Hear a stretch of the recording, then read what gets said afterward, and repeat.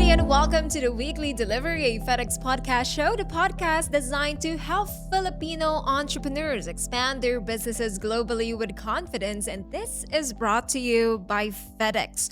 Kung nakasama nyo kami last episode, we explored the exciting opportunities waiting in Europe. Pero ngayon naman, we are heading a little closer to home.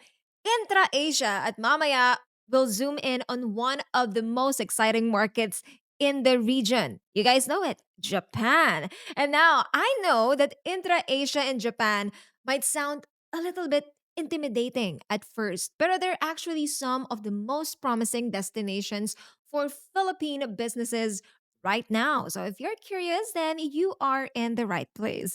Joining us today, this time naman, is Ms. Aiko Minari, Account Manager from FedEx Philippines. Hello to you, Ms. Aiko. Ayan. Very beautiful, fresh, and ready for today's conversation.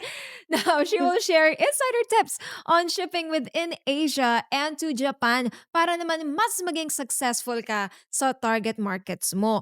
Now, ready ka na bang matutunan on how to enter and succeed in intra-Asia and Japan? Well, let's get started. Let's start with the big picture, Miss Aiko.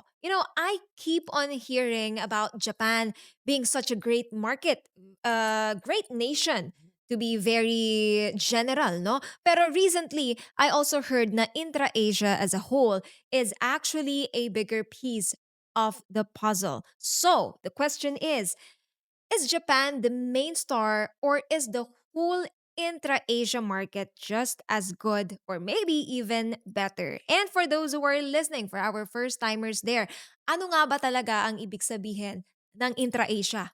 Actually, those are great question, Princess. No, Intra-Asia is actually one of the fastest growing trade lanes in the world. Mhm. It covers all the trade happening between Asian countries, so hindi lang talaga Japan, but Okay. also markets like China, South Korea, Singapore, Thailand, Vietnam, and more.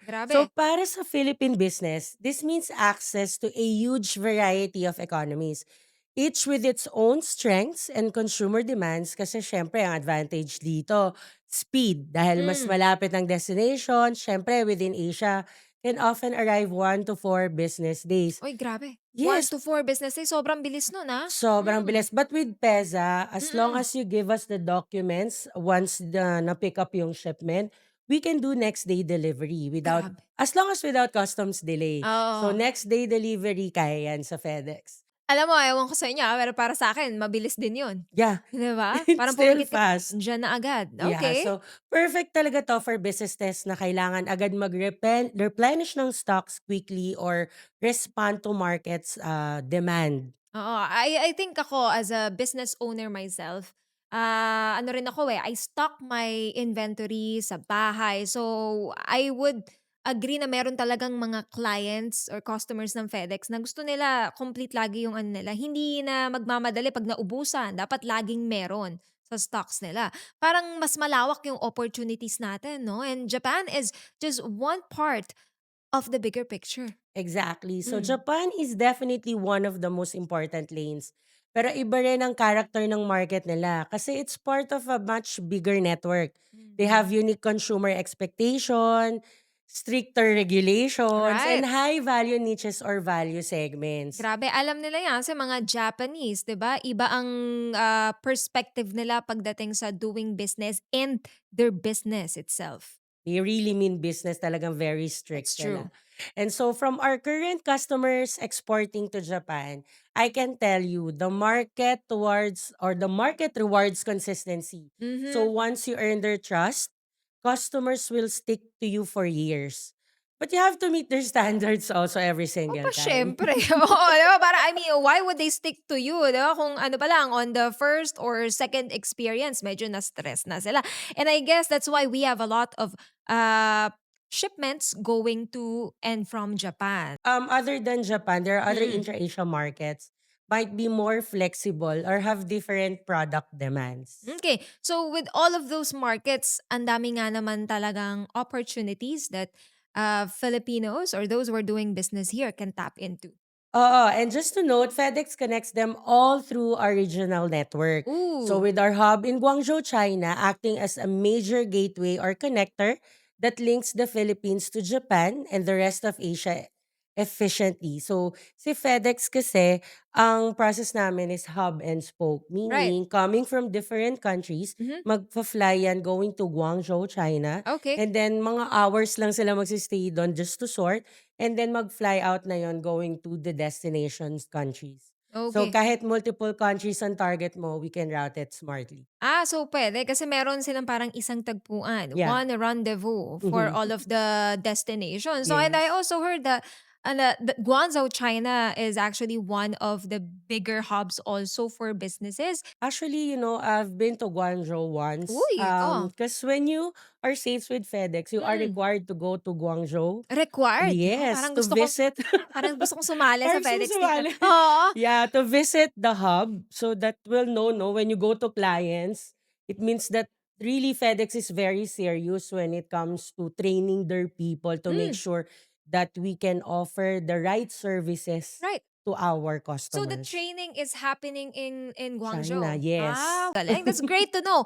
But let's go back to Japan. Speaking of Japan, let's zoom in a little more. From your perspective naman, Miss Aiko, what makes Japan such a promising market, especially for exporters? Japan is actually a tech-forward powerhouse with consumers who value quality, Right. precision, and authenticity. Mhm. Malaki ang demand for high-tech products like electronic chips, automotive parts, and semiconductors. But at the same time, there's also growing interest in food, fashion, wellness, and sustainable goods from the Philippines. Alam mo sobrang nakaka-proud 'yan 'no. Tingnan niyo nga pati fashion, wellness, lifestyle in general, ang galing. So hindi lang pala tayo sa tech pasok. Mhm. Yes, kasi while technology is big, Japanese consumers are also drawn to unique, high-quality products with a compelling story. Mhm. So like I said kanina, no, loyal sila once they trust a brand. Pero mataas talaga ang standards from product quality to packaging and labeling. So in short, it's not just about passing customs, its requirements, it's also about winning their trust. Di lang ito tungkol sa regulatory Right. compliance. It's about showing credibility and consistency in every shipment. So you need to really meet both. And I think as we all know, that's what FedEx does best. That's where FedEx come in. We guide Mm. shippers through Japan's import requirements, proper documentation, labeling, and packaging. So with our Japan-specific transit network, kadalasan dumarating yung packages between or within 1 to 3 days. Galing. Tentative, of course, if there's any customs delay. Mhm. And depending on the service type and commodity, whether maliit lang na shipment or full container load, we can scale the service to match your need. Grabe, sobrang bilis nun, Actually, that's what we usually get from the customer. Hmm, The first question that they ask, how fast can you deliver? how fast? Yeah, so like I said earlier, with Peza, we can do the next day delivery. So yun naman yung naipagmamalaki namin with our customers. Mm. No, as long as they submit the documents upon pickup of their shipments, the next day we can deliver it Okay. as long as there's no customs. Pagkatapos ng how fast, the next question is, how well? Pero mamaya Yes. pag-uusapan natin yan. Is there like a more direct approach para mas mapadali? Actually, meron, no? Our Philippine and Japan team in clearance coordinate directly. So if you're shipping something like fresh produce or regulated goods, Right. we can make sure clearance is smooth para hindi masira yung shipment or madelay. Like if, for example, if you need cold storage or Right. if there's any special handling, our operations team are very flexible. So Mm. tell us what you need and we will make it work for you. Kengo-san is here to help us reach more Mm. Japanese customers. Yes. And also he can be our middleman when it comes to connecting our Japanese customers here and in Japan. Okay, there you go. That's great. And hopefully I get to meet you soon, Kengo-san. I'm sure kahit na may experience na yung mga listeners natin sa shipping. Eto, gusto ko tong segment na to para tayong nagkaroon ng Mythbusters segment. Miss Aiko, yes, ano nga ba tong mga misconceptions na to? Ano ba tong mga myths na to? Actually, grabe, ang dami talaga ng mga Mm, misconceptions about FedEx, 'no? must be. I think ang dami talaga. Nung pumasok ko sa FedEx, parang lahat 'yan na-encounter ko. So, I think every shipment naman to each destination, meron laging kailangan i-clarify for the safety and compliance ng mga exporters and importers. So, first time ka man or hindi. Mm, So, one common myth is that FedEx is only for express shipment okay. and not cost effective for standard shipping. Okay. Grabe naman So, yun. the reality actually is we offer a full spectrum of services from express to economy. So you can balance speed and cost. You can even mix service levels depending on urgency and destination. Right. And we help businesses understand the total landed cost, not just the base rate. Mhm. Lalo kasi sa Japan, that flexibility is gold.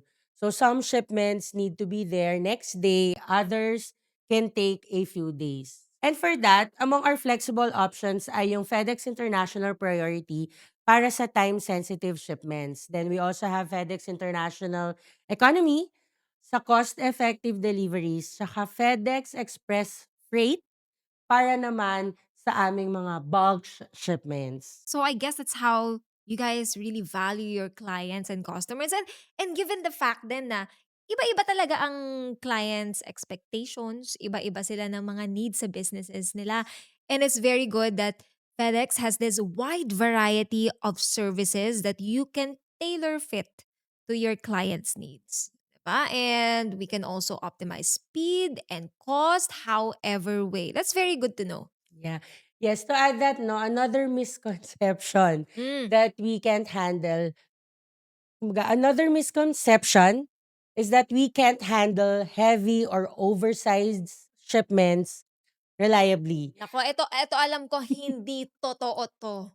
Alam ko hindi Yes. totoo. Please clarify, Miss Yes. Aiko. So, in truth, we actually can handle or we have capabilities for heavy, bulky, and freight-oriented needs through FedEx Freight and specialized solution. Ah, Actually, yung mga sige. clients, when we visit, parang, oh ma'am, do you have bulk shipments? So they're like, huh? Akala ko small parcel lang si Oh, FedEx. Akala ko pang document lang documents lang, kayo, mga pang mga papel-papel. 5 to 10 kg. Oo. That's why we're not using FedEx. So what we usually say, ma'am, excuse me, we have our Mm. own plane. So with FedEx, you have a guaranteed space. Actually, ang biruan nga namin with the customers, pag tinanong nila, gaano kabigat yung kaya ni FedEx? 500 kilograms, 200 kilograms? Gaano nga ba kabigat? Actually ako hindi ko alam. Actually, ang biruan namin sa sales, pero this is true, as long as kasya yung package mo sa pintuan ng eroplano, we can handle your shipment. Kaya nga May it kahit be 5 tons, 10 tons. Guaranteed space, and as long as kasya sa pintuan ng eroplano, we can accept. alright, Mm. meron pang ibang misconceptions. Ano pa ba yung mga yan? Yes, another misconception is that also, yung iba inisip nila, our tracking is not accurate or complete. Naku, Nako, yan. oo. So, actually, our Ay, tracking is very strong with mm. real-time scans. So, first, you can track your shipment by going to our website, fedex.com/ph. There you go. You just need to put your airway bill number and then you will see the real-time status of your shipment. So we really suggest to our beautiful and lovely clients na kumpletuhin natin yung details. Details, It's much yes. better. Mm. Yes, it will also help when it comes to clearance to make sure to put the exact details, the correct details of your shipment. There you go. So that's for the first tracking. Mhm. Second one is if ayaw mo mag-manual Mhm. tracking of your Yan. shipment. So Okay? as long as you are the payer, so when you create the airway bill, there's an option there where it will ask you if you want to receive email notification. So you Mm. just tick that part, you put the email that you want to receive yung notification, and then after that, every scan of your shipments makaka-receive ka automatic ng email. So, upon Okay. pick up, Oh, there you go, the steps. The gateway, steps. all the Okay, okay. steps, every time ini-scan siya, you will receive email notification. Okay, so kahit yun lang yung alalahanin ng mga listeners natin 'no, you don't need to, consistently ask our representatives anymore, "Nasaan na nga ba yung shipment ko?" Kasi yun lang talaga yung kailangan namin to track your shipment. If you Right. have the airway bill number, you can track it using the website, you can receive email notification. Kahit na exporter man yan or importer man yan, the whole process will definitely run smoother on their end, thanks to FedEx. Yeah, correct. So if needed din, no, we try to provide customers with set expectation on scan points and offer proactive status notification in multiple Okay, languages. so this is, I guess, one of the options also. Yes. Okay? So I think almost everybody, isa pa sa mga, kumbaga, myth Ano yan?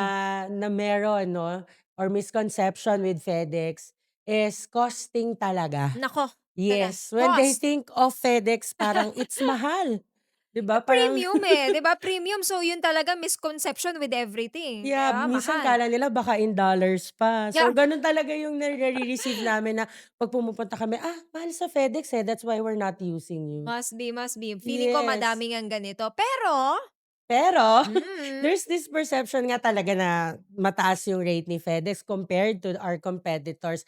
But in reality, our pricing is very competitive mhm, and puwedeng ma-optimize with negotiated accounts, volume discounts, and service level choices. So of hmm, course, if, you have more business, more volume with us, we can offer better rates. mhm, And if you need naman, for example, if you have bulk shipments and you have target rates, we can customize naman, like if you can tell us yung kung magkano yung, kumbaga cost mhm, na you want. mhm. So we can check with our system if, puwede namin i-offer the same rate. If not naman, we'll be honest with you kung hanggang saan rate lang si FedEx. And Mhm. one more thing, we have this, last minute rate that Okay. is actually you can find in our website. Parang ano So yan, as long as your shipment is 21 kilograms and above, uh-huh. and you have a FedEx account, so you just need to log into your FedEx, fedex.com/ph, Mhm. and then you put the details of your shipment, may it be import or export. So Okay, just put the details, make sure it's the correct details. okay. Kasi kailangan accurate eh. And then after that, it will show 3 quotation. So one is international priority. So kung medyo nagmamadali ka, sa Mhm, international mhm. priority. If deferred naman yung time, so hindi ka naman nagmamadali, international economy. And the last, you will see the last minute rate. So these are really big discounts Okay, talaga, grabe. around 50 to 70%, depends on the destination or origin Grabe yung country. 50 to Yes, 70%, talagang okay. mababa yung rates. Oh, Before, I used to have this client, they have a 1.5 kilogram shipment from Europe, mhm. from Germany to be exact. Mm, So mm. if they will use their loaded discount, the rate is around 840,000 pesos. Okay. But since there's available last minute rate, Mhm. the new rate is only 230,000 Ay pesos. grabe yun. Yes. So, pero Grabe, wait lang, masyado mo akong in-excite, yeah. Miss Aiko. Papaano ba ako makakapag-avail ng mamaya, 'di ba, magvi-visit na ako sa fedex.com/ph. Pero how do we avail of the option 3? But I choose option 3. Paano nga ba? Actually, option 3, you just need to have a FedEx account and your Okay, shipment should be 21 kilograms and above. okay. Okay? Mm. So, it's not always available, the last minute rate. That's the catch. It's not always available. It's like a promo rate. Kaya maabangan. Yes, abangan mo siya. Mm. So, from time to time, you have to check it. So, once na it's available, you have to grab it. Okay. Kasi puwedeng after an hour, iba na yung rate or it's not available. Oh, wag ka na Kaya when you use magpatumpik. or when you want the last minute rate, make sure na, yung complete na yung details ng shipment mo and it's the final details. Right. Kasi when for example, you put the details tapos there's last minute rate and Mhm. you will get that rate, kailangan whatever is yung in-input mo sa first part when they ask you for the details, yun din yung details na Dapat nandun sa same. airway bill. Right. Kasi if mali siya or may isang mali, like for example, postal code Mm. or weight nagkaiba, Oo. the last minute rate will not take effect. Okay, so Yes. kailangan, prepared ka talaga and Yes, check mo talaga lahat ng information, lahat ng yes. details mo. So, make Grabe 'no. sure 'Pag talagang nagkamali ka lang uniform. sa isang number, 'di ba, Yeah, mapapakabot hindi ulo ko magiging talaga. hindi maa-apply yung last Oo. minute rate. So, kailangan talaga 'pag may last minute rate, final na yung details and all the details that you will input are correct. Hindi na Okay. puwedeng baguhin. So whether you be a small, medium, or big business out there, maybe you can check out fedex.com/ph. Malay nyo, meron silang last minute sale, 'di Yeah, ba? last Check minute lang nila rate. every now and then. Or meron ba tayong newsletter sa sa website natin? Yeah. Actually, meron, but for the last minute rate, Mm. you really need to input the details. Ayan, Kasi, okay. talagang nagkakaroon lang siya ng last minute rate if there are available space, ganyan. Okay. So, parang kumbaga parang sa mga airline, it's like a seat sale. Okay, So, yes. ganun siya. So, it's not always available kaya when you find it in our website, grab it. That's very nice to know, and it really drives me to check it out mamaya after this podcast. Now, from strategy to execution, meron na talagang system that really helps sa pain points niche shipper. I love that. And with all of these capabilities, if I am a business owner eyeing Japan or intra-Asia, Miss Aiko, what should I keep in mind to make sure that my shipments go smoothly? Meron ka bang advice for our SMEs or companies entering the Japan market? Yes, of course. From top of my mind, no, Japanese customers have very high standards. Consistency in product quality is key kasi every shipment must meet expectations to build long-term trust with the Japan market. There you go. So tulad ng ibang bansa, may mga peak seasons din sila tulad ng Chinese New Year, Mm-mm. ganyan. Sa Mm-mm. Japan naman, they have Golden Week. So Actually, ngayon ko lang nalaman yun, Golden Week pala ang tawag yes. sa kanila. Meron sila every May, parang it's a Okay. 2 weeks, holiday. Oh, And wow. then for August, they have 1 week holiday. Oh, So wow. Okay, usually okay. end of July yan, nagpapadala na sila kasi August meron Okay, silang long August. holiday. All And right. then April naman para dun sa May na holiday nila. Okay. So yun. So para sa mga gustong mag-export sa Japan, so yun nga, magandang i-adjust ang schedule para hindi tayo naubusan ng stocks and maiwasan nga yung mga delays. Very good advice. Huwag kayong matakot humingi ng tulong. So, Mm. pumili kayo ng logistic provider na merong experience sa Japan and intra-Asia as a whole. So, tulad ng FedEx na Yes. alam namin ang mga customs rules, transit time, at tamang documentation para mabilis ang delivery at hindi ka ma-stress sa proseso so you can focus na lang on growing your business. Also, just to share, Yes. actually, we are processing some export documentations. Mm-mm. So we actually process BAI permit, BFAR, Okay. OMB permit, NTC permit, and FDA notifications. Okay, so if they want to know more about these permits, then they can just reach out to their account people, Yes. personnel So from FedEx. yes, you can reach out to your account managers so that Mm. you'll know the documents that you need to submit and also the cost Mm-mm. of applying for those permits. I think the time is now, 'di ba? Sabi mo nga Yes. kanina meron sila nung mga Chinese New Year, Golden Week. This is veering towards the end of the year already, so this is the perfect time to prepare if you're planning on entering the Japan market. So these are amazing tips actually. I've learned a lot. Kaya naman maraming maraming salamat po for sharing your insights. Miss Aiko, I hope that you also had fun Yes. sharing your knowledge and the processes that goes within FedEx team. Thank you so much. Thank you. Thank you. Thank you. Now, these insights, these tips are duly noted on, especially rin sa ating mga first-time exporters to Japan and intra-Asia.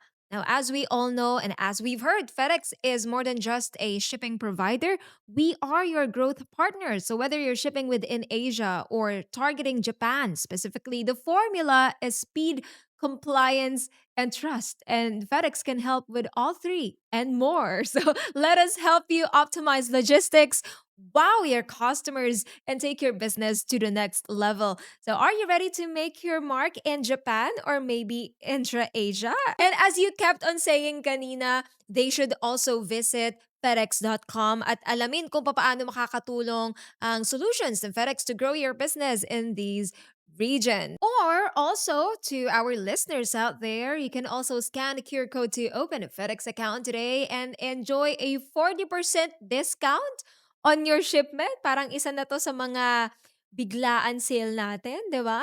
Yes, Sama na actually, ba when you to? open a FedEx account, automatic Mm. you'll have a 40% discount. But Wow! that's just an initial discount. Once we have, or you share with us your profile, we can customize the best rate for your shipments. Wow, 'di ba? There you go. Thank you so much to FedEx for that on behalf of our listeners. And you guys can take advantage of this very exclusive offer and streamline your deliveries, making it easier to meet your customer needs. Now, if you have any questions or need help, reach out using the QR code. We are all here to guide you, lalo na kung first time mong mag-export towards Japan and or intra-Asia. So again, we would like to thank our guest from FedEx, Miss Aiko. Thank you so much for joining us in this episode. Thank you. Sobrang fun ng conversation na 'to. Sobrang dami kong natutunan. Nabudol mo ako. I think magiging kliyente niyo na ako, 'di ba? Yes, check mo na ang LMR agad. There you go. And of course, we extend a big, big thank you to Bagong Filipino Studios for hosting us and offering an excellent production environment. Napakaganda ng setup natin, 'di Yes, ba? Para lang nasa tayong bahay. yes, para lang tayong lumabas tapos Yeah, nagchikaan, "Kumusta ka na?" yeah. 'Di ba, gano'n. A very special thanks to their wonderful team for making everything possible. So to all of our listeners, be sure to subscribe to the Weekly Delivery, a FedEx podcast show for more growth stories and practical export guides. Next episode, we are going to tackle IBOB logistics, breaking down kung ano ba ang mga concepts na ito and how they impact your global strategies. So thank you so much for tuning in. Until next time, happy shipping mga kanegosyo!